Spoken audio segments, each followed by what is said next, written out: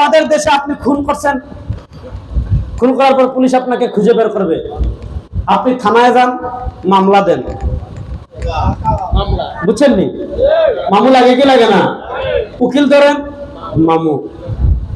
মামলা একদিন শুনানি, মামু, আবার শুনানি, মামু, 1 বছর যায়, শুনানি হয়, মামু, নিম্ন আদালত থেকে হাইকোর্টে, আবার উকিল ধরেন, আবার মামু, 1 বছর 3-4 মাস পর পর একবার শুনানি হয়, মামু, 1 বছর যায়, 2 বছর যায়, 3 বছর যায়, 4 বছর 6 বছর পর রায় হয়, এবার আবার সুপ্রিম কোর্টে যান, আবার মামু, আবার আপিল, আর 10 বছর চলে যায়। বেচারা কয় কিরে, বাইরে খুয়াইলাম, বাপরে খুয়াইলাম, সন্তানরে হারাইলাম, এখন দেখছি তার পিছনে সহায় সম্পত্তি সব নষ্ট করব।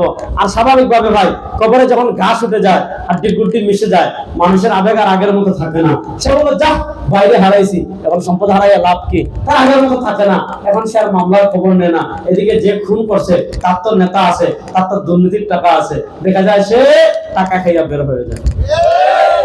এমন বিচার ব্যবস্থা দিয়ে কিয়ামত পর্যন্ত, আমি ওই দিন নারায়ণগঞ্জে আমার বক্তৃতায় বলেছিলাম, বাংলাদেশের প্রচলিত বিচার ব্যবস্থা দিয়ে মানুষের ন্যায় বিচার করা দূরের কথা, একটা পশু পাখির ন্যায় বিচার করা অসম্ভব। তাহলে এই বিচার ব্যবস্থার পরিবর্তন হোক, এটা কারা কারা চান? যুবকরা হাত তুলেন তো।